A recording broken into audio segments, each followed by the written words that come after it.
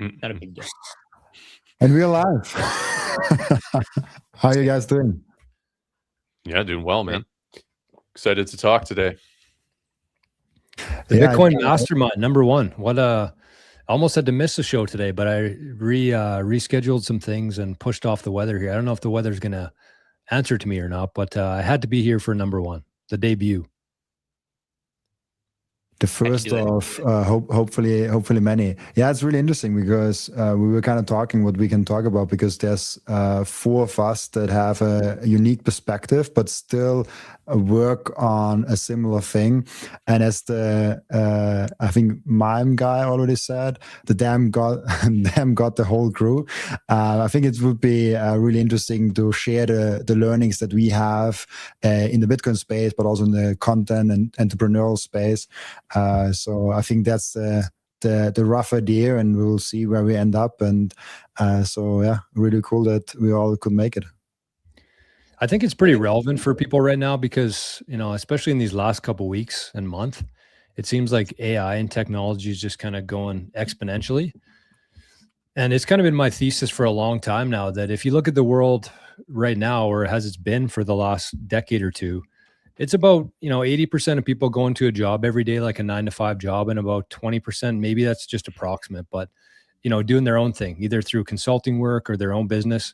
And I really think that on the other side of this, it's going to be flipped on its head. And I think Bitcoin's going to be a big part of that. I think that AI is going to drive a lot of this growth and change. And I think that in a decade from now, probably 80% of people will be kind of doing their own thing, running their own business, just doing contract work. The cool thing about Bitcoin too is that it really adapts to this global market. Even though globalization, I think in my mind anyways, is dying, I think that Bitcoin actually opens up the world, the globe, to one economy. So if I needed to, and I know all 5 of us probably work with people in different parts of the world, helping us with different projects. We don't have like one designated worker that's doing everything. We have somebody making the thumbnails, somebody editing the videos, somebody doing this, different parts of the world. And you no longer have to go through the exchange rates country to country. You can just use Bitcoin. So I think it ties really well into the shift happening. And I think Bitcoin's going to be a pretty effective tool in that. Hi, Brandon. What's up, gentlemen? How are you? Hello. Great to see you guys. How's it going, man? Great to see you. Yeah, we're just talking about what the heck we're going to be talking about, I guess. Yeah. Oh, I wanted to actually give my insights on that. So I think that the world is going to go to, I think what hard money is going to do is it's going to make it so that we aren't getting paid for just bullshit, right? Like, think about it. Do we need to work 40 hours a week? How much of your time are you just wasting at your, like the people listening to this? How many of you guys are actually working 40 hours at your 9-to-5? I wasn't. Half my day was just looking busy, right? And just thinking of stupid shit to do that had no value, that created nothing, that just made the management think that I was working really hard, and so I could continue to get paid. But on a hard money standard, I think there's going to be a lot more. There's going to be a lot more focus on whether or not the employees that you're paying are worth keeping. Think about it. Like we run our Maple Bitcoin channel, myself, Forrest, and Jor. We work and do everything ourselves. I know other people choose to have, let's say, I know Robin, you have an assistant, you have people working with you. But the way that we've done it is we've leaned out to a point where our content is, we come up with our own ideas. We create our own thumbnails. Our thumbnail idea is very, very simple. We don't have to really do much. It's just text. We've streamlined our business in a way that makes it so that we don't have to spend more Bitcoin than we need to. And that works out great. Of course, there are businesses who can add more value, and that's perfectly fine. That's nothing against that. But we've found a way to just get as much Bitcoin as we can, and that's our way of doing it. And I think over time, more and more personal businesses, personal brands will be doing this. You're going to see that the people who have too much overhead may start cutting down just to save more Bitcoin, because Bitcoin is hard money and you don't want to give it away. If you give it away, you're giving away your future compounding potential with that money. And you don't want to give that away. You want to keep that as long as you can. So I think that what Bitcoin is going to do again is it's going to decrease the amount of people who are just doing bullshit jobs. It's going to end that era of bullshit jobs. People are going to be working, maybe building houses and growing food, doing things that actually make a difference in the world, because that's the things. Those are the things that are going to actually make a tangible change in how the world works, and that's how I think that Bitcoin is going to change the entire world. Yeah, I mean, the fiat system perpetuates these cycles of people will say, oh, there's easy money, there's excess liquidity in the system, and then it's tightening. And when there is easy money, when money is easy to acquire through debt or other means, it's not just workers, it's just not just the individuals that end up doing bullshit jobs. There's bullshit businesses. There's companies that can expand beyond what they, beyond the merit of their idea or of their product or service. And, you get things like Theranos, and they just, it's just a fraud, a fake it till we make it kind of thing, all funded through VC and easy money environment, the zero interest rate policy. And then you have you almost have like these cycles, and then the money tightens, and then these businesses begin to have to lay people off and say, you know what, our pie in the sky idea is actually nonsense. And then it all tightens and constricts, and you have this real instability with the job market, with the economy, based on this concept of continued growth. And that's sort of flawed as well. Like, the idea that there's just always going to be continued growth is that actually reality? Like, maybe it doesn't make sense to continue to grow in one sphere if there's no natural demand for it, except that people have easy money. So Bitcoin actually brings hard money, the idea of hard money, of capped money, of not the interest rate cycles changing everything constantly, actually brings stability and allows people to build something slowly and grow over time, and actually create something that provides value to the individual. Because if they don't, they go out of business, or they aren't able to find work as an individual. And that's actually way more stable than these kind of boom and bust cycles that are actually created by the fiat system. I think this one, what Rajat said, was super interesting, because it got me back to how I was working before I started my whole podcast.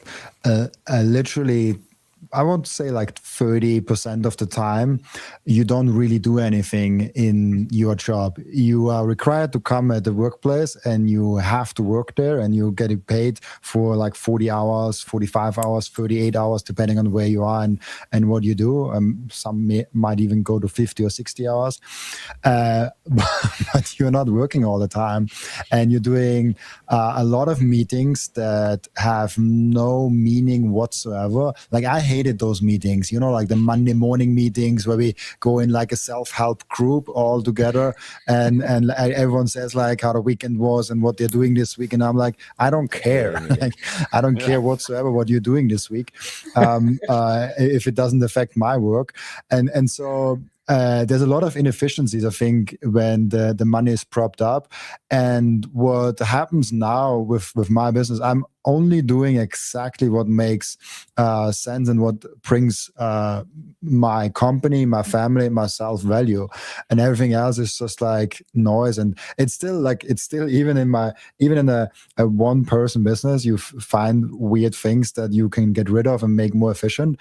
But yeah, the bigger it gets, and the more fiat it gets, and the closer it gets to the state, also, the more ridiculous it gets. Like, we show up to show up in times like, I think this is like a big thing, to just like be very inefficient with it. Well, there's that cliche of the municipal roadworks, and there's 5 people standing around and 1 person digging a hole, right? And it's why is there 5 people standing around managing 1 person's work, right? It's completely, I mean, it's geared to be inefficient almost, it seems. Yeah, the part of it, I think, is also to just keep the real estate market propped up, right? Like, and the stock Ponzi scheme as well, right? Yeah. It's all part of everyone's retirement funds. They can't have that go bust. Yeah, exactly. And then with what I meant by real estate, I get what you're saying with stocks, but what I meant with real estate is that they want us to go into the office, so that there's space that's being used and occupied, and we don't have to change it to the cheapest use case for that real estate. Like using it as a rental property is probably the worst use case that you can get, because there's a limit to how much money you can get from a tenant. Whereas if you use it as commercial, this is something that actually I used to be a realtor. For anybody who doesn't know, this is something that we went through. We did the You were a numbers. realtor? I didn't know that. I used to be. I'm not anymore. I used to be. But yeah. So the thing that we would go through is trying to find the most profitable way to use a piece of real estate, and land as a living space was not it. It was not it. It was businesses, because commercial businesses, you can charge them as much as you want to. Yeah. And they'll just charge their customers more. And they'll keep charging their customers more. Whereas, let's say, for example, you have a random person who has a limited income. It's not like they're getting exponentially better income every year. They just have a fixed income, and that's how they can pay. So changing all these buildings to residential real estate would massively knock down the value of those buildings. Interesting. It's crazy. It kind of makes me think of the Office. I don't know if you guys are familiar with the American Office, but Oh yeah. there's a part in that where Oscar's trying to explain something to Michael about their budget and how they're below their budget and how they need to spend more money just so they get more money next year. Like it's such a crazy concept, but that's like how every business operates, especially if they're being subsidized by like a government, which is even more unfair of a market than a traditional business. But it's so true. Like you have to spend money on things you don't need just so you get allocated the same amount next year. Like it just couldn't make any less sense, but that's the world that we grew up in. I'm sure all five of us worked at jobs where that was kind of the case. Yeah. Yeah, look at the federal government itself, right? Sorry, Robin. I was going to say, look at the federal government itself. I mean, it's, in the United States, I'm sure they're all generally the same, right? It's like if you don't use your budget at the end of the year, you're doing whatever you can. I mean, I know a lot of pilots, like in the military or whatever, and there's like, yeah, they send us out on a mission, whatever, training runs. There's like, hey, just go, go screw around, right? We've seen George Bodine talk about it. A lot of us have talked to him or interviewed him, right? And he's like, yeah, it's a joke. End of the year, and here we go, you get the gas, go whatever. And that's just the government not incentivized to do anything for the average person. It's just a great microcosm of what we're dealing with. Yeah, he told this great story where they had to use fuel in a chat, and he went out in this chat and he crashed that chat because he had to use it. Was an amazing story. Yeah. But I love that scene of The Office. I probably have seen it already like 3 times with the lemonade stand of like, if mommy and daddy give you $5 and like you want to have $5 again next year, but you only used $4, use that $1 for something else, because otherwise you only get $4 next year. And I'm like, shit, like that's so crazy. It just creates so much waste. That's what it does. And I think that a return to a hard money standard more than anything is just going to clean up the world. We're going to be able to make whatever we want to with the 3D printing and technology that we're going to have. We're going to be able to create whatever we need, but I just feel like there's just so much waste. Like, I mean, I go to golf tournaments throughout the summer and they'll give away prizes and they think they're doing it to like promote their business with a logo on or something, but it just goes like straight into the trash and then it goes to the garbage dump. And it's like, there's no use for that in any situation in my life, but they have these budgets, these marketing budgets, and these whatever budgets they have this year, they need to get the same amount. They need to spend it, essentially waste it, just so they can get the same next year. It has nothing to do with like what's actually needed.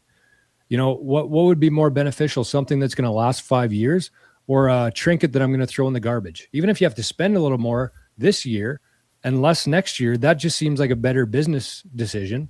And that's, to me, value-added economics. And I think that's where we're going back to now with hard money. It also go ahead. Forrest, go ahead. Well, I was just going to say, it also points to what we are seeing as being valuable now, right? Like people are saying data is the new oil, right? And it's when you have data and you're able to aggregate it properly, you're able to find those inefficiencies and cut down on your marketing budget and see that, oh, there's intentional spend here when it's not needed and not productive. And those businesses are able to use that. And this is the same thing for AI, right? It's all technology is to create more efficiencies.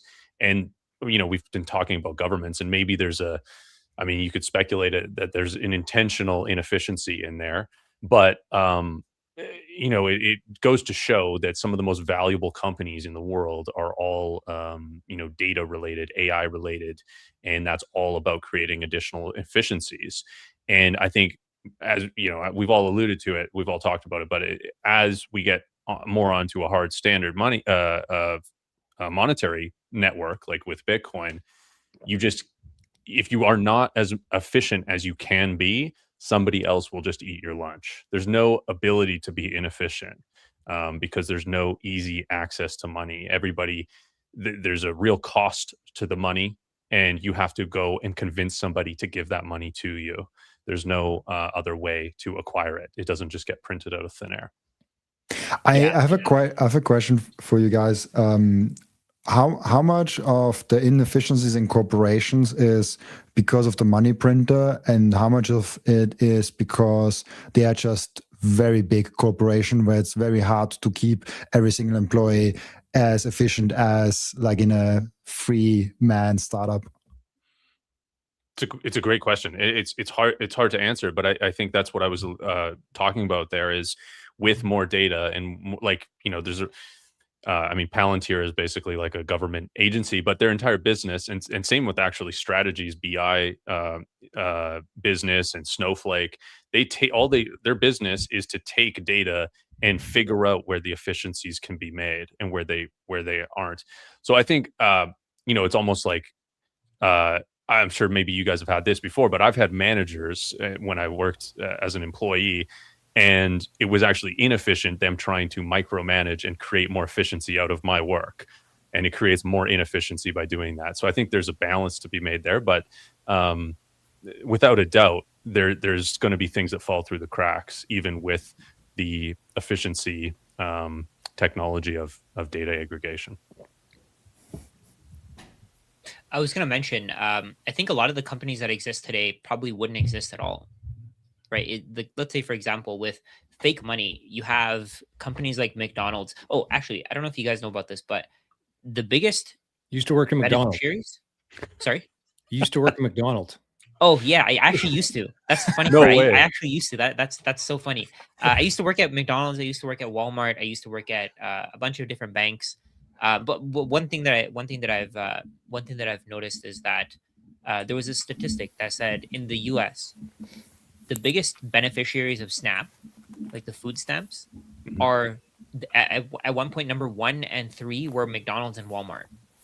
So what's happening here is their wages are essentially being subsidized by money printing, right? So the employees, if they didn't get SNAP benefits, they probably wouldn't want to work at McDonald's. They probably wouldn't want to work at Walmart because there's so much risk in working there. You're dedicating your time, your effort, your energy to working at those companies, but those companies they're giving you a wage that's too small for you to even sustain your lifestyle. So there wouldn't be enough workers, and those companies would just die without money printing. Like that's the thing that we're fighting against here. If there was no money printing, I bet you Walmart and McDonald's dead within a decade easily. And then you're going to have all these mom and pop shops that replace them because those mom and pop shops will probably be like what we said. They'll be efficient. They'll be lean. They'll have their own employees. They'll have their family working there, and they'll actually care about the product that they offer. They'll care about their customers. Like you'll have people coming in saying, "Oh, the usual," and somebody would come in and they'd say, and that's what they would get. Like they'd know exactly what to get for this customer. It's like those coffee shops that are run by mom and pops, right? If you go to Starbucks, nobody gives a shit about you, right? The person that works there doesn't care about you, right? But that's what happens when you have these mega corporations. Whereas with mom and pop shops, they understand their customer, they know what their customer wants, and they can actually take risks. They can be like, "Hey, I made this new recipe. You want to try it?" And they'll give it to you, and they'll get your opinion on it, right? And they actually build a relationship with you. Whereas in today's economy, because we have this fake money, we have fake employees, people who don't actually give a shit about the company, fake hours being put into the company, people aren't actually, like somebody said in the comments, they work longer than 40 hours a week. I doubt it. I mean, real hard work, you're probably not spending more than 40 hours. That probably includes your lunch, your breaks, your commute time, right? That you're not working at those times. Whereas with a mom and pop shop, if you like, all of us are content creators. We put in our time. It probably doesn't take more than maybe 5 to 6 hours of getting our work done every single day. Maybe a little bit more than that, maybe a little bit less, and you can outsource the work to decrease the amount of time that you put in. But you're not spending, I don't think you're spending like 70, 80 hours at work, right? I don't. I spend a lot less time at work, to be honest. So over time, we're going to see it gets leaner and leaner because the money isn't fake anymore and people actually value it. They're probably watching the show right now while they're at work. Yeah, exactly. So how hard are you working? Right. That's hardly working. Yeah, exactly. What do you guys, to play devil's advocate, to have some of the sports radio banter back and forth, what do you guys think, like when we extend this down the line, right? I always think of like the zoo animal, right? Like the cage animal, or like, people are being fed and there's not much to do other than just kind of like walk around your cage all day. I know the argument, let's bat that around. The argument for someone, because like the Freemason, the people that, that started this new world, especially in America, I'm deep in I don't even have the book on me, but the Freemasons, the Puritans, and the secret founding of America. So I'm deep into this. And the central bank, Abraham Lincoln, fighting this thing over and over, John Wilkes Booth, being a free, like all these rabbit holes that you've never taught in government-run schools, right? Let's extrapolate this out, though, into the end game of this world where you have Freemason type stuff, the Marxist types, the Keynesians who say, no, I'm the intellectual, I'm smarter than all of you, and you need to be cattle prodded into working, inflation, et cetera, right? And so if we remove that, because I believe everything you guys are saying, however, let's steel man it and start talking about what happens when a lot of people don't have to work. I mean, we see with AI, with abundance coming everywhere, and Bitcoin accounting for all this and being the accounting mechanism, what happens at the end of the day when there are a lot of people that just aren't working, whether it's the Bitcoin route or the UBI route or whatever? We are rapidly, obviously, as we all know, going towards that world one way or another. What ends up happening? What does that world look like? I think from my perspective, I would say that eventually all roads lead to Bitcoin either way, or hard money, I should say, not just Bitcoin. But I do think there's, the world won't be able to advance without some sort of UBI, because, I think there's people at both sides of the scale kind of downplaying AI, but also, thinking it's going to do more than it will. And I might be out to lunch here too. But I think that UBI will definitely be a thing. I think what I always go back to is like, were we put on earth here to ring groceries through a till? Were we put on earth here to do these jobs that nobody really likes doing? They just needed to do it to eat food and to put a roof over their head. I don't think so. So I think the whole dynamic, people won't need to work if they don't want to, but they can actually do things that they enjoy doing, whatever that looks like to somebody. And I think that as long as we have Bitcoin, as long as there's something there, like that's, hard, let's say, people will be working, because there's people like us who, even though we'll have the option to work or not work, we're going to choose to work because that's what we were put here to do, I believe anyways, is to, provide and add as much value and to help people and to teach people and to, have some sort of purpose in life. So definitely, even today, if you think about how many people out there who are just strictly on the government's tit without any sort of motivation for anything, those people will thrive in that environment. But I think that overall, there will be UBI, they'll get paid, but those units are still being created out of thin air. And so all that will still gravitate towards Bitcoin and the value that goes into each Satoshi. And I think the people who are willing to work are going to do extremely well in that scenario. That's just kind of my take on it. I think there's an interesting perspective where, like one of the middle elite people now, like the middle ground people now, are way richer than the richest man alive like 500 years ago, and could do way more than the richest person 500 years ago. It's like he can fly in planes, he can Zoom with and he can talk with an AI, with ChatGPT and all of that. Like, he has a lot more abilities to his hands with like almost no money than anyone could have ever dreamed of 500 years ago, even like 100 years ago. And so I think that the overall wealth standard will increase over time, but I think we will always have a ranking system.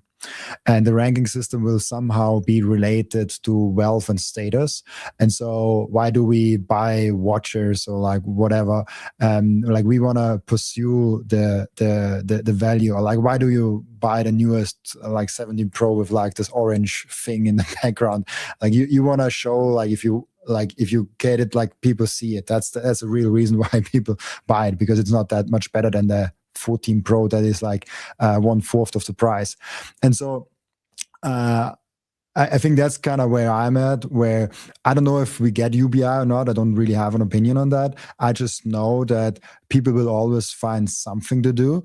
And the thing that we are now calling work, people 500 years would have not called it work. Like we are sitting on a chair and typing like that on the keyboard.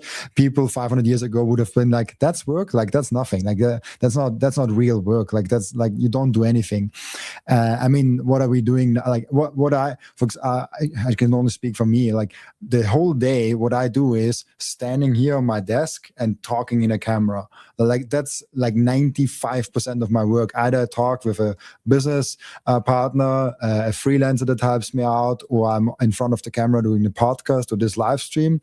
And then there's like 5% where I have, maybe a little bit higher, where I'm in deep thoughts, like try to research things, but I don't really count that as work. It's more like research. And so all of that would have not, some people now would not count that as work. Like some people say, like, you don't work, you just speak in a camera, like that's not real work. And so like the definition is like, what even is work? What are we counting as work? And so that's just like in perspective I wanted to bring in. Rajat, you're muted. Oh, I just realized. Sorry. I think the value that we're creating, it's important. There's a reason why people want to watch these videos, right? And there's a reason why people want to build human connection, right? There's a lot of people watching our videos who they know who we are in a way, right? And it's because we're real people, we're creating real content, and we're adding it to the internet. We're just basically telling them what our thoughts are. That's it, right? And that content creation is so valuable, and I think anybody can do it, right? That's what I think. Anybody can do it in the world. Anybody in the world can do this. They have a cell phone. You can make videos and you post it on the internet, right? And you can talk about anything. You can find people who relate to you from anywhere in the world. Keep in mind, there are 8 billion people. We're all going through the same thing.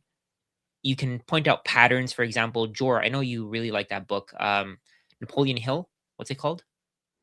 Think and Grow Rich. Yeah, and like the point of that book, from what I think I listened to the audiobook for that one, and the point of it is basically to point out patterns that Napoleon Hill went through. We can all do that. We all have our own experiences. We all have our own way of thinking. And I think that's extremely valuable. People may not think of that as work, but I would say that this is more valuable than the work that I was doing in a bank. And I was working in the financial services industry. The work that I was doing there was a waste, because I was working for billionaires to get them even richer. And I don't want to do that.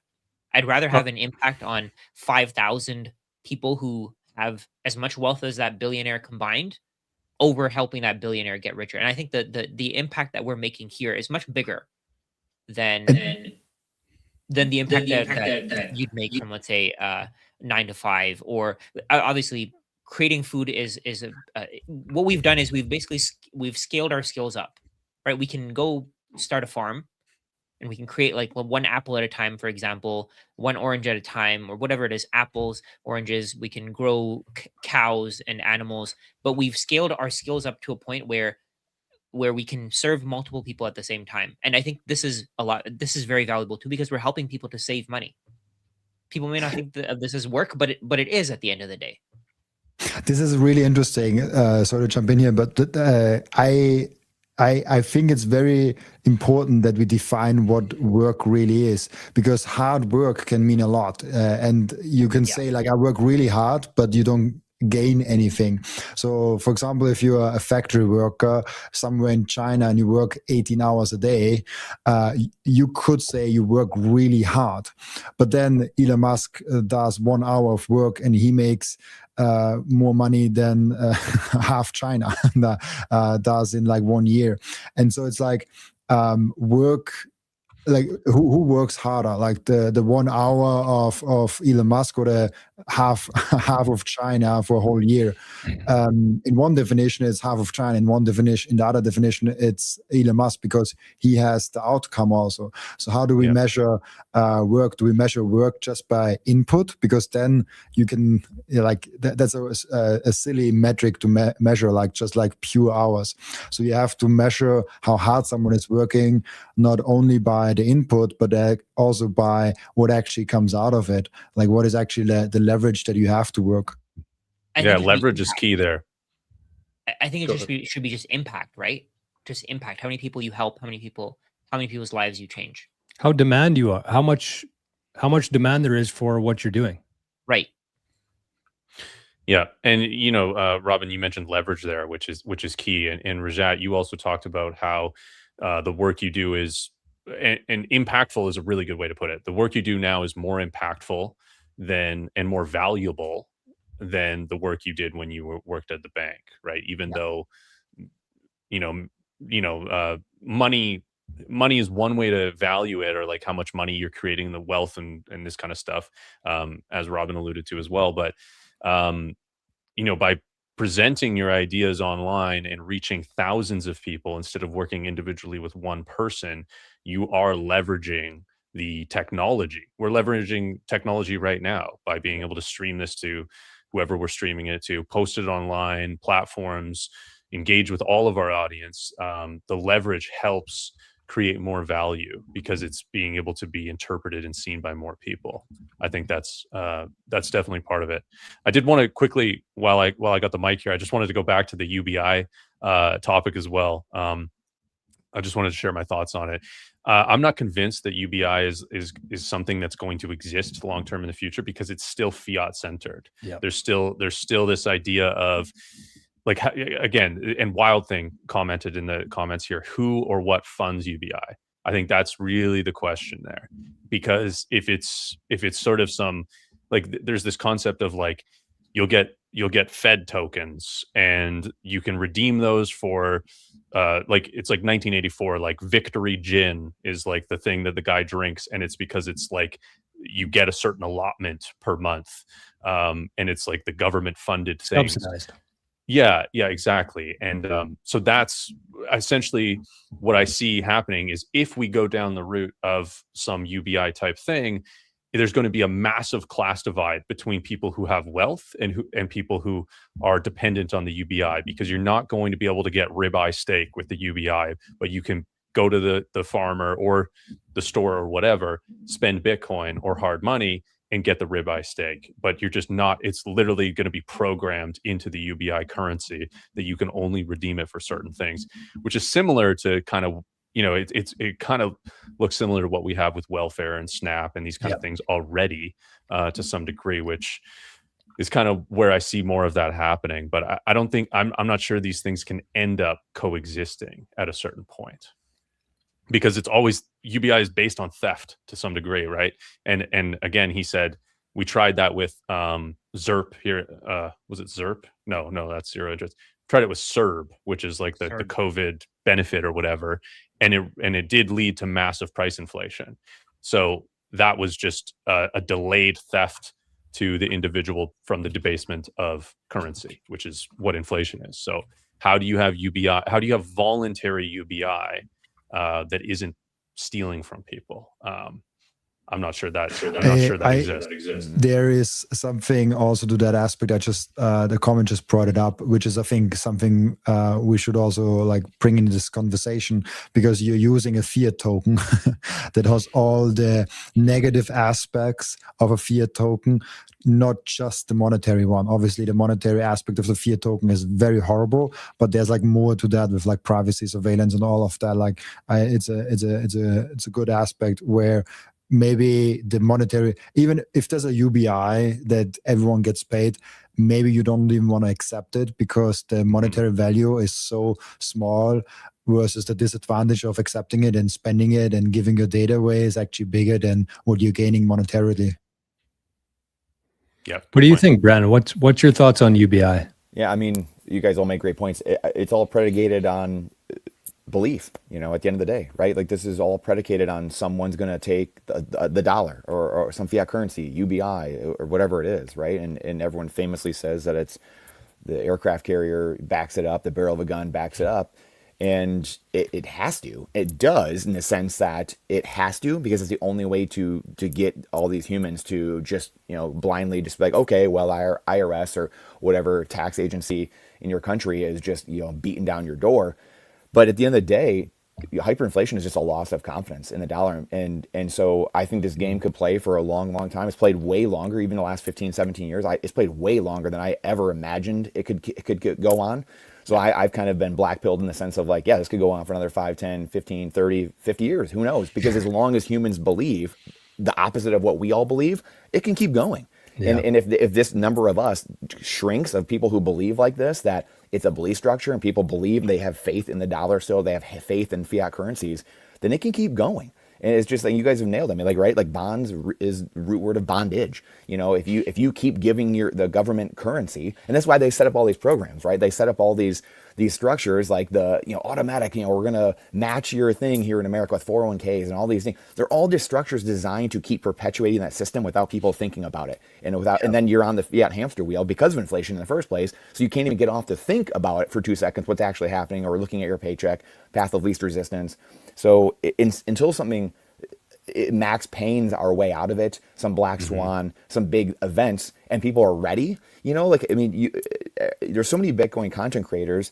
They do such a good job, right? All of you guys, everyone. And it's like 2 + 2 = 4. It's very easy to see, but you can lead a horse to water. You can't make someone drink. And until they're ready to accept it. I mean, how many times do we see people say, I get what you're saying, Jor, Robin, Forrest, you know, Rajat, but you know, like, that's the structure, right? It's a mindset. And like, I am 100% convinced, going back to my sports days, right? It's, and many of you growing up playing sports, doing different things, right? It's mindset. If you think you can, you will. If you think you can't, you won't. You will find a way. You'll give me every excuse in the book to why it can't happen. And I was talking to Ben Parent about this yesterday, this exact thing. And he's like, yeah, I'm showing people like, oh, well, can't, no one uses money, blah, blah, blah. He's like, yeah, here, I'm showing you. I've lived my life for 10 years off of this. Here's how you do it in 2 minutes. The guy's like, and it's like, it's still like the NPCs, you know, non-playable characters, their minds are just cooked. And it's, again, we can get into why that is, right? 100 years of government-run schooling, compulsory schooling, conform, comply, obey, all these things, culture, media, telling you, you know, like, turn people in if they're going against the narrative. Like, it just on and on and on. So it's this unraveling that society has to do. But how do you do that? How do you get the train back on the tracks when we're 100 miles from the tracks? Well, it's going to be really hard events. It's not going to creep back slowly. It's going to be these rubber bands snapping and coming back to this. So at the end of the day, it's a belief structure. You know, it's UBI. It's all fake. If people accept it, they'll accept it like that until they don't. And so they want people to confidence, and the whole thing comes undone. That's the gradually and suddenly. You know, Parker Lewis's book. You know, they will happen. It's just a matter of when does it happen? When does people lose that belief? Is it 1%? Is it 3%? 5%? 7% of people that need to lose faith, and then everything's gone. Yeah, and there's sort of it's incentives, right? And if there's people that are accepting UBI or some form of it that already exists in the form of welfare or government assistance, they have the incentive to continue to believe that it's worth something because they're getting something for free, and that thing, you know, isn't worth anything if nobody else believes it. So there's sort of this perpetuation of the belief of it because there's so many people that benefit from the free or cheap money as well. That's the biggest problem, is that the world's just addicted to free money. That's what it is, right? And it goes back to the Keynesian model of, you know, needing more units to keep the economy going. That's absolute BS, man. Like it's just a straight up lie. It is. And I kind of agree in the sense that I don't think that Bitcoin and fiat coexist forever. But I also agree with Brandon that, you know, it takes a long time for things to play out. And I think it is, even though we have technology now and we have access to way more information, the fact that we're streaming this right now all over the world should speed this up significantly. But it doesn't, because people just have such closed minds about the whole thing. And that's why, to me, I think that it takes a full generation for something like this to shift. And I think that that's kind of what we're living through. Like, we're 17 years into Bitcoin. This should be the only thing that people care about right now. It's the most exciting topic, I think, that exists and has existed for a very long time. It's just there's so many people who still believe in that system, benefit from that system, and don't want to have to work and actually earn money, as opposed to just where they are right now. They're comfortable. It's a very comfy life. You just wake up whenever you want to, you throw on some Netflix, you eat some Cheetos, and you get a check from the government. It's comfortable. That's what governments do, right? They make money out of thin air. They attract as many possible people who want free money to vote for them, and then they get more and more powerful because they keep getting voted in, and it just takes power away from the people who own assets. The people, well, no, it doesn't take power away from it gives them way more power over everybody who doesn't own assets. I think that's the right way to say it. So it gives them more and more power over the people who don't own assets, because they can control you, right? They can tell you, hey, if you don't take this, then you can't do this, or if you don't do this, then you can't do this. And of course, all the people who are getting free money, they're much easier to manipulate than everybody else. Because let's say, for example, so let's say your government today is saying that we're going to give you free money for doing this. The next government may say, we're not going to do that, and you're not going to vote for them.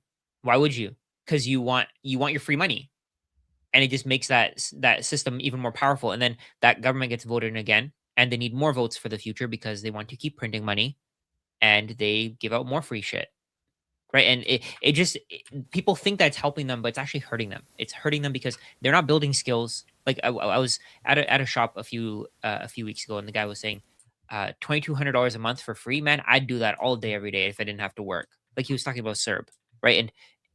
And that's the kind of system that we built. We built a system where people are getting paid for doing nothing. And why would you want to do anything if you don't have to work to get paid? This is how the system works. This is how it's designed. There's an amazing video. It has no sound, nothing. It's really just like there's a homeless person and there's a rich guy coming up to him and saying like, I give you $1 a day if you just like keep standing here. And he keeps on giving him more money and more money. And it just shows him over time, like he just keeps on standing at that spot, and he gets a nicer suit, he gets a nicer car, but he has to come back every day from like 9 to 5 to keep just standing at that spot to have his compensations all the time. And it really is. This is kind of full circle to what we talked about earlier, where half the time you don't even know what you're actually doing in work. You're in meetings where you're like, do I have an input here? Like, if I'm not in this meeting, does the meeting in any way, shape, or form change? If the answer is no, you probably are completely useless. Is this meeting? You probably are wasting your time and other one's time in that meeting. And I think most meetings could be scaled down from like 20 people to like 3 people, at least in my experience. Like there was like 3 people that were important in that meeting, and then there were like 8 visitors that were also there and said like yes or no, or like made one comment or something like that. And the more important question is then, okay, if we are all aware of that system, if we're all aware of what's actually going on, how can we as individuals make sure we benefit from that? How can we as individuals make sure that what to do in that situation? Because I go back, because we talked also about like what is work, and I love Alex Hormozi on that specific part, because he said work is output, and output is, what did he say? Output is the volume, so the repetition, what you do, and the leverage. Additionally, like you have to not only do the hours, but also the leverage, and the leverage is the skill and the efficiency in what you do. So someone could work an hour and produce like $50, and another one works an hour and gets $2,000. It's the same hour, but there's a different leverage to it. And so how can we optimize our efficiency and skill and leverage so our hour gets more valuable, because we have the information about the system that we are currently in?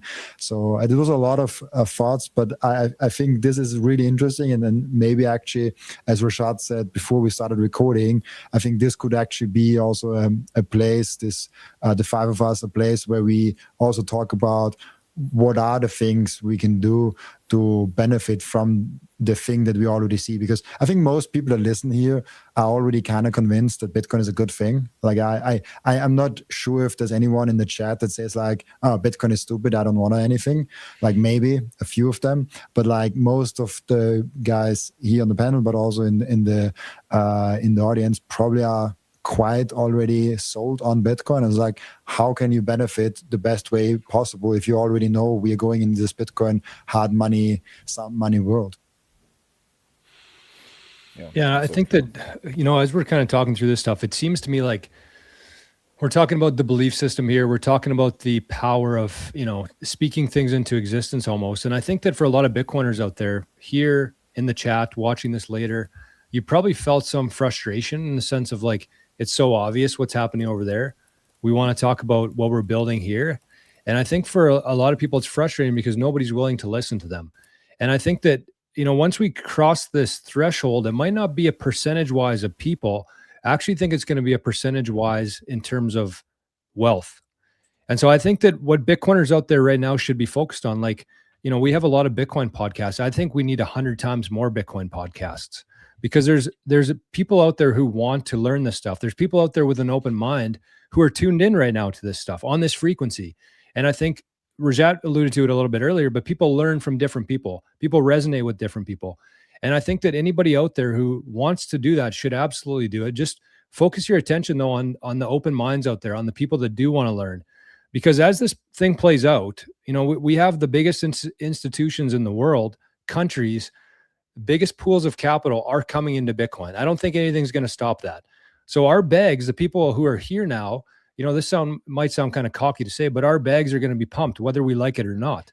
And I think at that point, not only we don't need a certain amount of numbers, we will have the wealth. And with that wealth, we can start doing different things with it. Just like the fiat wealth has been able to control and manipulate minds for the last 100 years, I think that Bitcoiners are going to kind of shatter that whole model. And we're going to start working towards something that we believe in. And so I think that what I would say to people out there is just keep talking about it, but only focus your energy on the people who have an open mind and want to learn. And eventually, you know, the more people that hop on this train, the faster it happens, but we can't control that. We just can control our own, you know, what we talk about, who we talk about it to. And eventually I think that economic power will shift to Bitcoiners.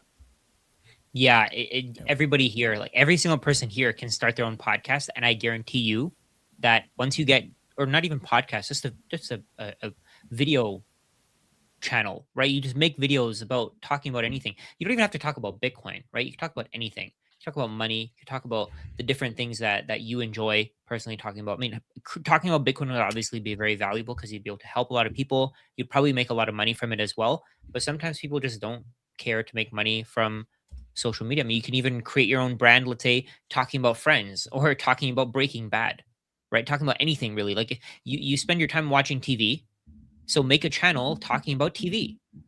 I think that's probably the best way to do it, right? If you talk about something, if you learn more about it, you're probably going to understand it more. Like yeah. I probably didn't understand Bitcoin even I didn't understand a fraction of the things that I understand now because of my YouTube channel.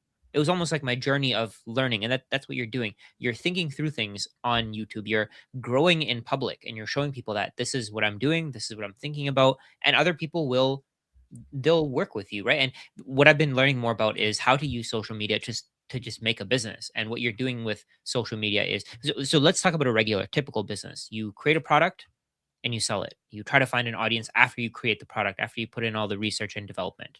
Whereas with social media, you create the audience and then you create the product after. So based on what your audience wants, let's say, for example, if people want a community to talk in, we have a community to talk in, right? We have a paid community where people are willing to pay us to join it and to talk to us and to talk to other people. There's no spam there. What we did was we basically created our own product at the end. We created our own demand, and anybody can do that. That's my point. Anybody can do that. There are people, like I said, talking about Breaking Bad, and they have Patreons, and they're making thousands of dollars a month just talking about Breaking Bad, the show that they like, right? And they're paying their bills because they created this brand and they created this value for other people, and other people found it so valuable that they're willing to pay them for it, to keep them talking about it. I think there's like an overall message here, because like some might be uncomfortable going in front of like camera or something like that. I think it was never that easy to create something and collect money for that something. Yeah. Whatever that something is. It can be a digital product, it can be a physical product, it can be a video, an article, a book, like whatever the heck it is. And what I found is it was super scary for me. I will be super honest. The first time I jumped into this entrepreneurship, I did not know if I will make it. I did not have like the income secured, or I didn't have anything secured. Basically, I just like, okay, I have some Bitcoin.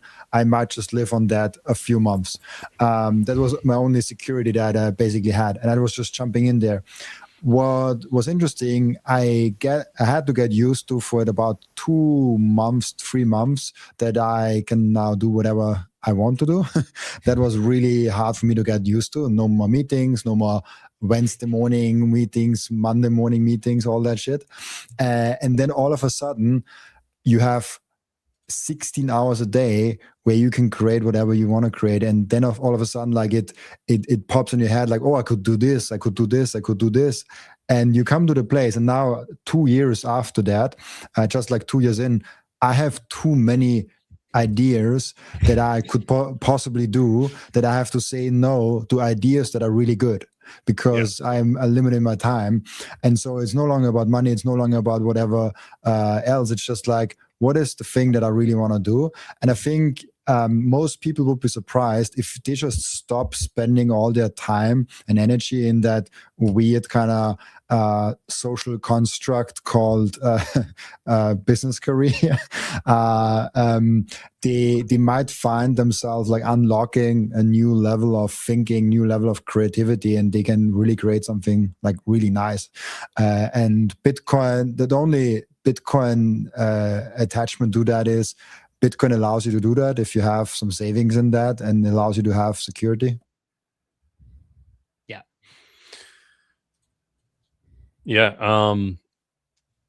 I think, we're talking about basically what it comes down to me for me is that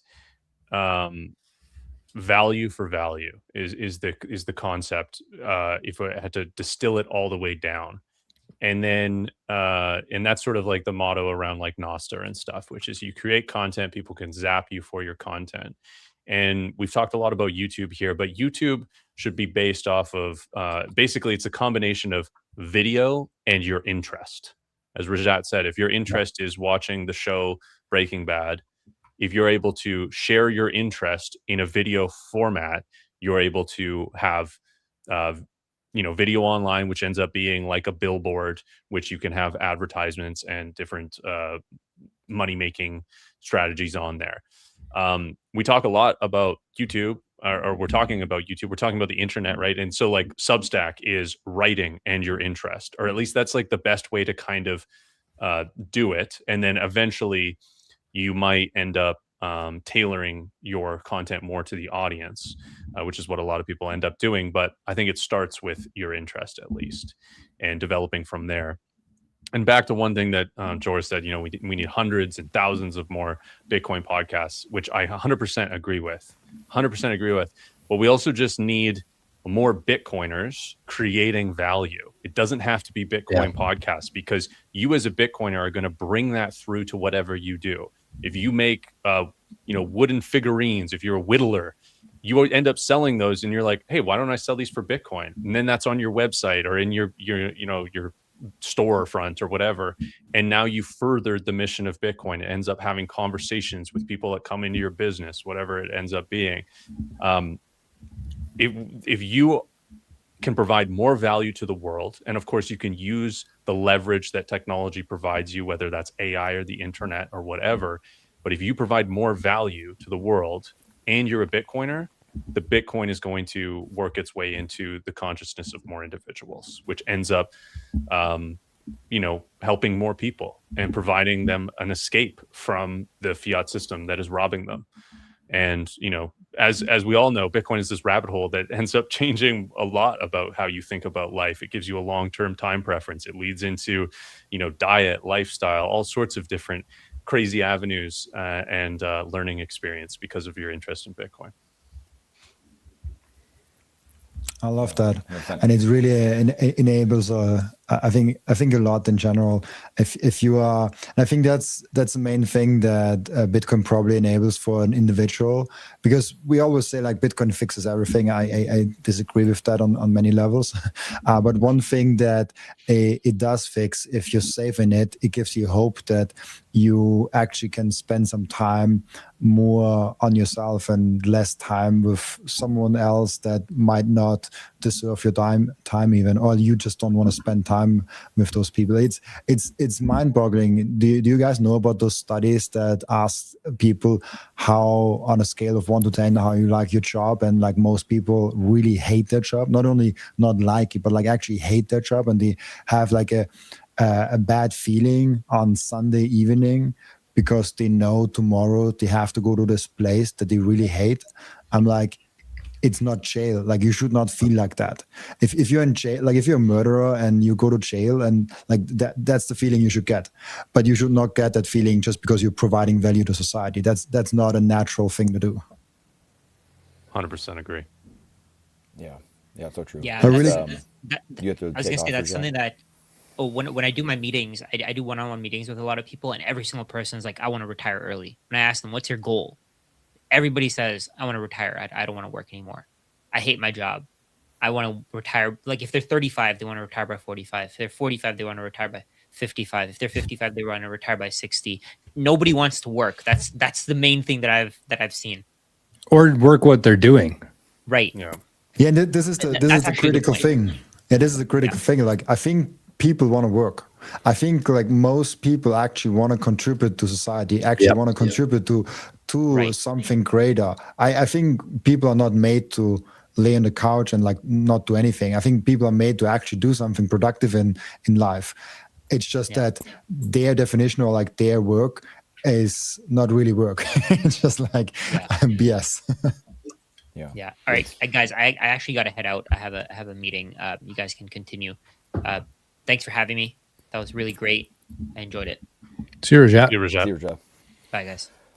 Yeah, it really is like I'm just thinking of everything we've been talking about and listening to what you guys are saying, and it's like the way that I think about it too is like, again, we talked about gradually and suddenly, and there's just this tipping point, but it's the iceberg flipping, but why does it flip? It's black swans, it's dumb things happening, which we can guarantee will continue happening emanating from the governments, people, humans doing dumb things, and this will continue happening. And it's not Wall Street.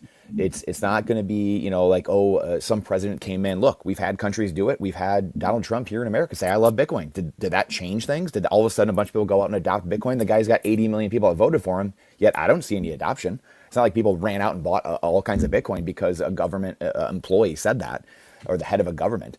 And so it's going to be this process of humans getting wrecked over time and finding out there's another option mixed with a demographic shift, like we talked about earlier as well, the boomers passing down their wealth to the younger generations. And oh, by the way, those younger generations, they know the difference between Bitcoin and real money and all of our children, right? We teach them the difference. We didn't have that before. So you mix all these things together of education, more podcasts, more books on Bitcoin, the truth being out there, like you said, Jor, I believe was the one who said it, was just like this, able to go around the world, and the education out there mixed with all these things together of time. And it's the Thomas Paine book, the beginning of Common Sense. Time does the heavy lifting, right? Time converts more than reason at the end of the day. And it's when people are ready to drink, they've been fully wrecked, they're on their hands and knees, crawling and begging and saying, no more. Like the government's, govern me even harder, and I'm done. And everyone has their different point, and some are earlier than others. And so you mix that all together, and it looks a lot like and then the last thing I'll say too is what we've been talking about too with the businesses.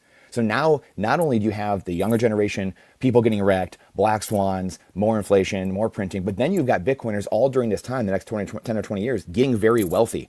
And so what do those people do? They create businesses, they create goods and services. They naturally, some will go to government and start, all these things will start defunding naturally and healing the government and creating a higher standard of living, lower costs over time. And it will be this cycle that happens, but it plays out over 20 years, maybe 10 or 20 more years. So it's been 17, but maybe it takes another 10, 15, 20 years as this all just kind of matriculates. And then the iceberg flips seemingly. You look back and say, oh, the iceberg flipped. Well, it just happened over time. Yeah. Yeah. Time is the big one there. I 100% agree with you. And you mentioned the suddenly, or gradually, then suddenly. So I kind of always think about like everybody says like the US dollar is sort of like the cleanest shirt in the laundry. And what that says to me is they can slowly exploit US dollar holders the longest because it's not as obvious what is happening to the US dollar holders or like a stronger fiat currency. So yeah, I just wanted to get your opinion on that, Brandon. Do you think that something is going to happen to these stronger fiat currencies, like what we've seen with different the Brazilian real or the Argentinian peso hyperinflated? Now it's a little more stable, but do you think that's going to happen to these fiat currencies, or is it just like this slow drain of people slowly figuring out how painful their existence is because of the currency they use? I think it's a slow drain until it's not, and I think that's where, like I said earlier, it's gone on way longer than I thought it could. So like I'm not here to say when that happens, but it just feels like the demographic shift with the younger generations, the older generations having so much of the wealth and really not caring. I mean, like again, we know there's some great boomer Bitcoiners. I'm sure there's some silent generation Bitcoiners, but they're not the majority. Obviously, like they don't need it. They're not in pain generally. There are some, but most of these people in the West they're comfortable. Why would I go learn a new system? I'm tired. I want to enjoy my life now. Why am I going to learn this new thing? That's why you look at the ones that do get it and you're like, wow, like good for you. Like I give a lot of credence to people like that who can go through 60, 70, 80 years of their life and then go learn something else. I mean, it's pretty mind blowing. And so I don't think we can discount that. But in saying that, I think it's all confidence. I mean, everything going back to this mindset thing and then confidence. I do think people discount this, like very smart people, even Bitcoiners, that we tend to discount this, the suddenly part of it's just a lack of confidence. I mean, we're getting to this point now. I think everyone can kind of sense it. Even I know none of you guys are in America, but all you got to do is get on Twitter and kind of see what's going on in America, right? Where, I mean, I have conversations all the time that I never had 20 years ago. And I only dreamt of 100%. Yeah, people 100%. like they don't believe anything that's going on. I mean, like we're talking black pilled, like people just shutting down and they don't believe anything that's going on. Now that's a whole different story of maybe that was part of the plan, so break the will of the people. That's a whole nother rabbit hole. But in saying that, people are searching and they're starting to really start searching for new systems. Maybe it's, hey, we like some of the old things, the Declaration of Independence or whatever it is, but we need new monetary system. We need something, right? And that those conversations are being had at a level we've never seen, or at least in a long time, the modern era. So that's where the suddenly part comes in, and all you need, to your point, Forrest, like just some of these currencies and what happens, all you need is that inflection point of 1% or 3% or whatever it is of the population saying, yeah, F that. Like, I don't trust the dollar. I don't trust any of this. And then poof, it doesn't matter how many aircraft carriers you have. It don't matter. Nothing can stop hyperinflation, a loss of confidence. And that's where we're headed. We just don't know when it is. But I think it's in the next, 5 years, 10 years. I do. I think there's more to it too. Like just outside of like people going to the grocery store and seeing that the price of meat is double, like just all the files that everybody's kind of aware of now that's been released for the last couple of weeks that everybody was promised for a while now, but they're seeing it with their own eyes. And I think it's different once you just kind of have this idea that, oh, there's a bunch of elites out there who are doing these really sick things. But when you actually read it and read the things that they're saying in these emails, that's a whole different sensation for people. And that's part of the waking up process. I think that's part of the great awakening that's happening right now is maybe they don't really care about the money, but they're saying, hey, why am I going to work for 6 months a year to send money to these pedophiles? It just doesn't make any sense in people's heads. And then they start saying, okay, well, where do I go from here? And I think that usually leads, I think the four of us here, myself for sure, I went through the dark days, I guess you'd say, where you just had enough. You're just like, that's it. I'm not doing this anymore. And so you start looking for you start going down these different rabbit holes. I first got into silver and gold as an escape from the dollar, and then into crypto, and eventually led to Bitcoin. And I think that all roads do lead to Bitcoin. And I think part of the whole awakening process here is that everybody, even though they're kind of scattered right now, going in different directions, I do think that all roads do lead to Bitcoin, because that's the only thing that saves us from what's rolling out right now, I believe. Yeah. And even the BTC, last thing on that is, like, even the BTC, we titled this stream today, BTC Mastermind. And it's not about Bitcoin, it's about be the change. And I think that that's what we want to do with this channel, is hopefully, lead by example, in the sense of, you just got to talk about it. You got to have these conversations, as difficult as they are. You don't want to force it down anybody's throats, but for anybody who's willing to have the conversations, this is how change happens, is by speaking things into existence, talking about truth. Bitcoin, to me, is the most truthful thing you'll ever find. You can look at every transaction that's happened for the last 17 years on a website. It doesn't get any more transparent than that.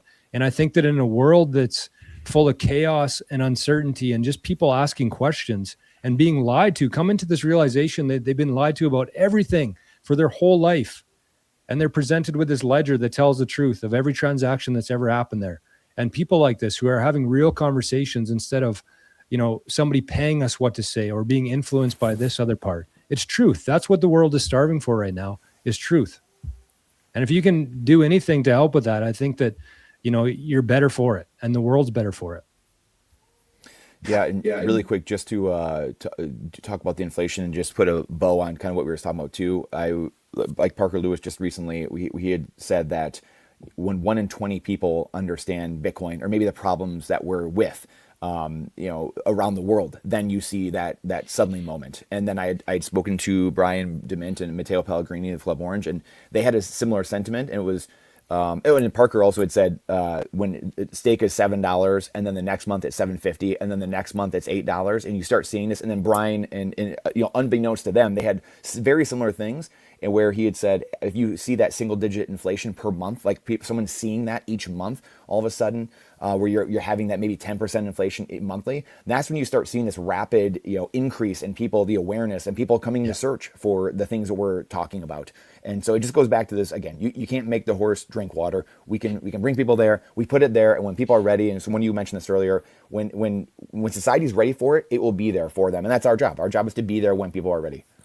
And I also think it's a good point, because I think most people will only adopt Bitcoin in an indirect way.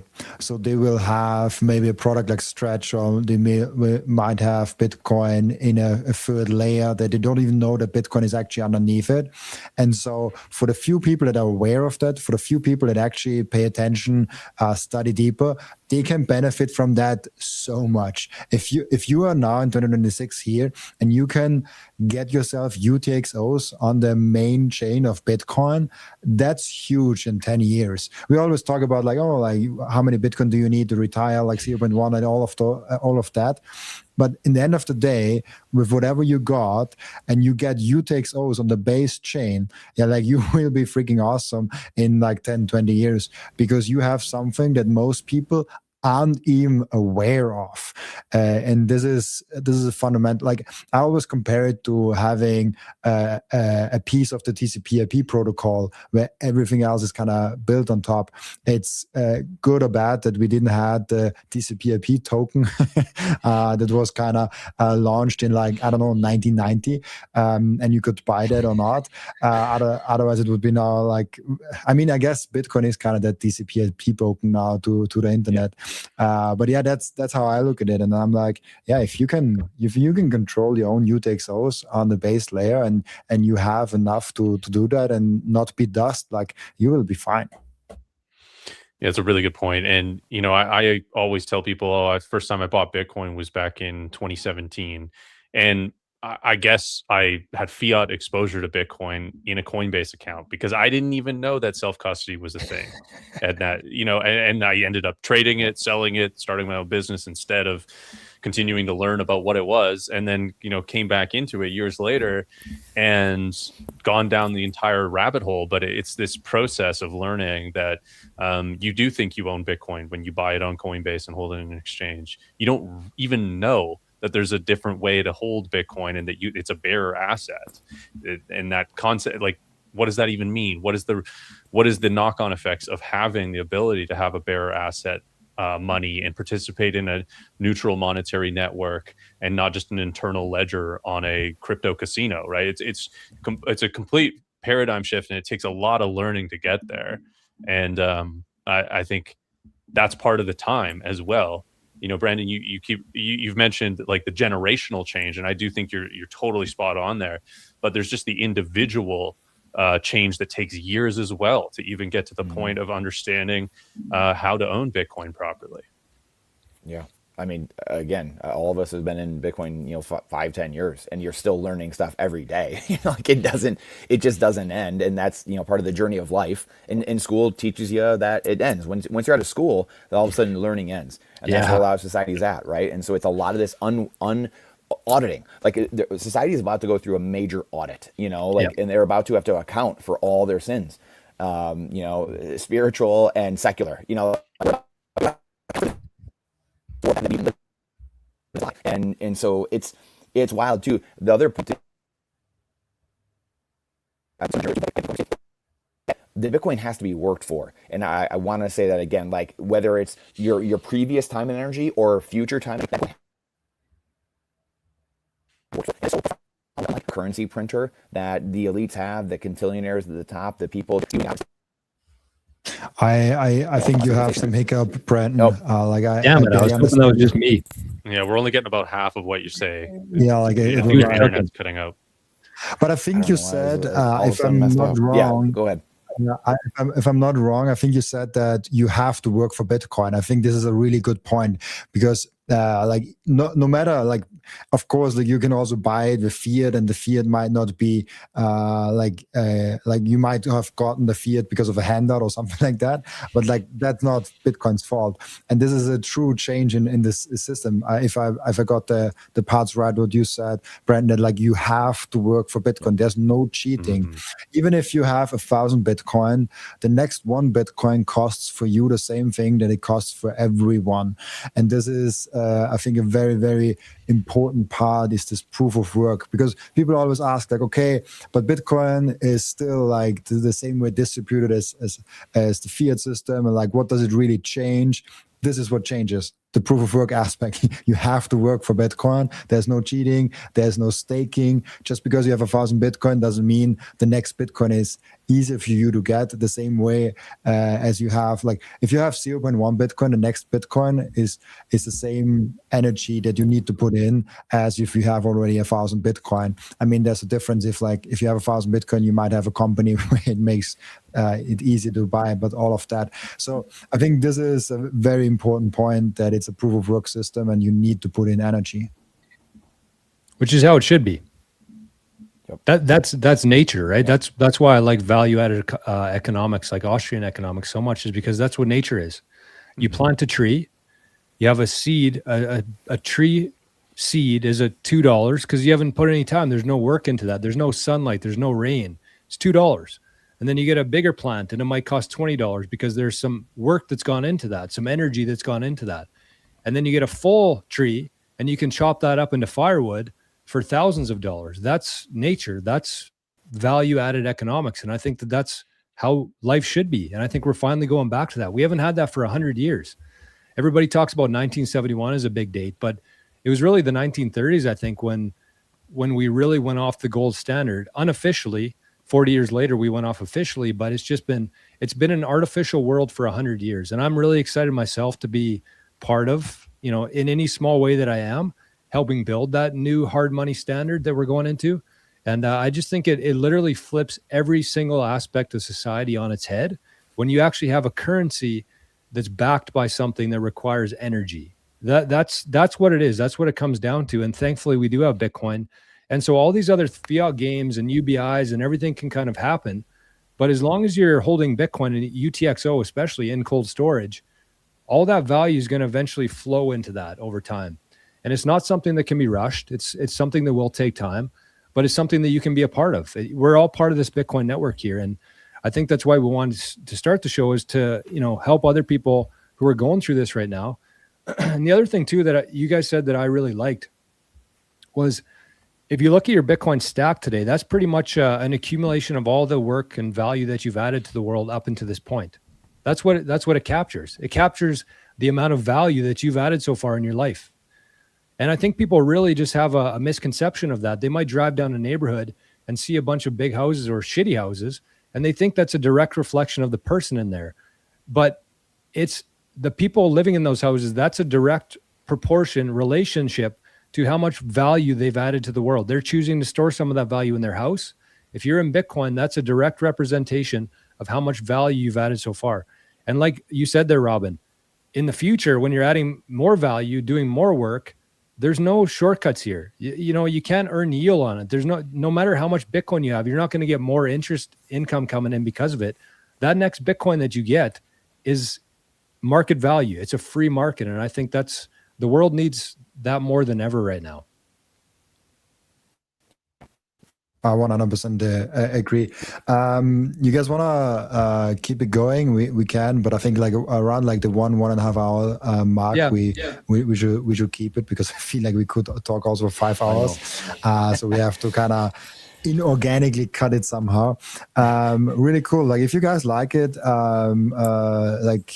this. I think this will be a long-term thing that we do on every Tuesday at that very time. It's 8 p.m. European time. I think it's like 1 p.m. in Canada. Like what are the time zones that you guys are in? 11 Pacific Standard Time for me. Forces on the West Coast. Yes. Yep. It's 2 for me right now. Rajat would be 3 p.m. And Brandon, are you East or West? Rajat in the East, yeah. Yeah, so like this is around the time that we will do it on every Tuesday. If it's hidden, we might even make our own channel for that, because there's like one thing, we see all the comments, and this is why I like having like one channel for something, because then everyone that watches this thing can kind of talk to each other. It's the only thing that I don't like about having the stream on many different, like I would love that kind of YouTube combines that and like has all the things together. But yeah, like it's been amazing, and it's been really, really cool to have you guys all here. And so any last words from each of you? My last words, this is amazing stuff, and I can't wait for just more collaborations. The last 6 months have been awesome because there's way more collaborations in the Bitcoin space, and we need much more of it. And we do, to Robin's point, we see all the comments. We'll talk about BIP 110. We'll talk about David Bailey. We'll talk about all this stuff, guys. So don't you worry. Don't get your panties in a bunch too much. We'll take care of you guys. So, oh man, too good. Yeah, well said. I agree. I love these live streams. I think that. In my eyes anyways, and I've heard Robin speak on this before, but I just think live streams are the future here, because we can interact. We can see people. Yeah. In an internet that's going to be full of slop, AI, and we're already kind of starting to see that. I think something like this, I talked about truth being so important, but just like real humans speaking, imperfections, stuttering, that's what people like. I do it all the time. I try to... the worst thing that I watch on the internet is something that's so perfectly coordinated, reading from a script, all the fancy things. I just don't relate to that at all, because I know it's not real. And so I think that doing these live streams, having people in the chat, we'll have to figure out a good strategy for like answering questions and things like that. But we'll come up with it. This was the first episode, and it was an absolute pleasure to be here with you boys today.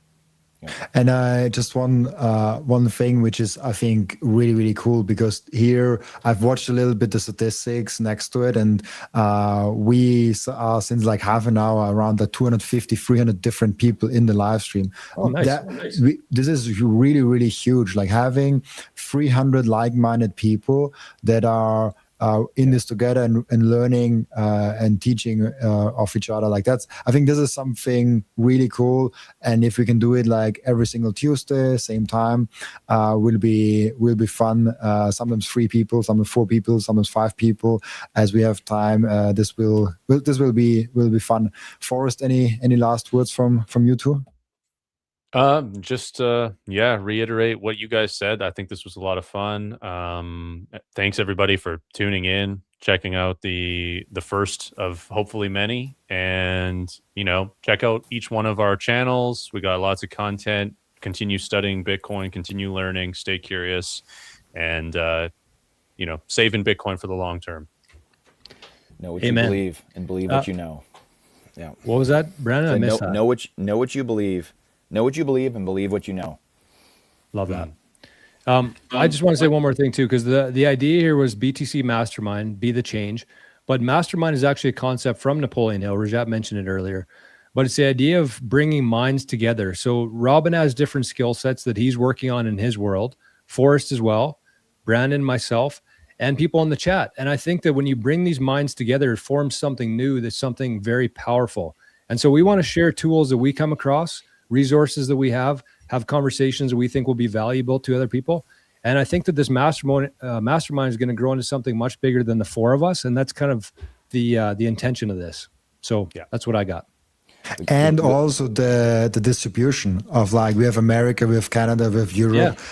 Maybe we can get like Australians and like other people also over time in. I think this is the major thing, I think someone in the beginning mentioned it, the pleb chat, mastermind group kind of a thing. So really cool. Brandon, you wanted to no, I mean, Bitcoin is a humility test at the end of the day. It's not an IQ test. And so I think the big thing is I would probably, I'll put words in everyone's mouth here and Rajat's too.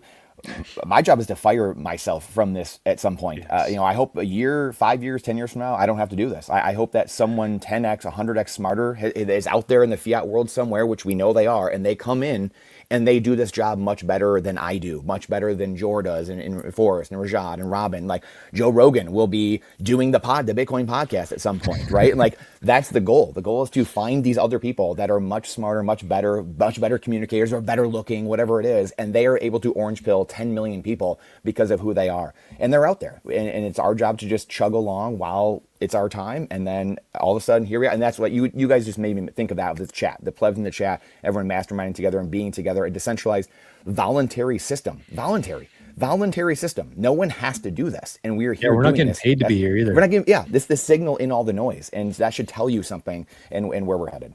So it's gonna be fun. I mean, there's some ad revenue I think that we get, but not a lot. Yeah, a couple bucks. Yeah, 40 cents. Get a coffee at Starbucks. Yeah, where no one knows you. For 40 cents, I used to buy 8 5-cent candies. Now buys half a 5-cent candy. That's the world that we're in.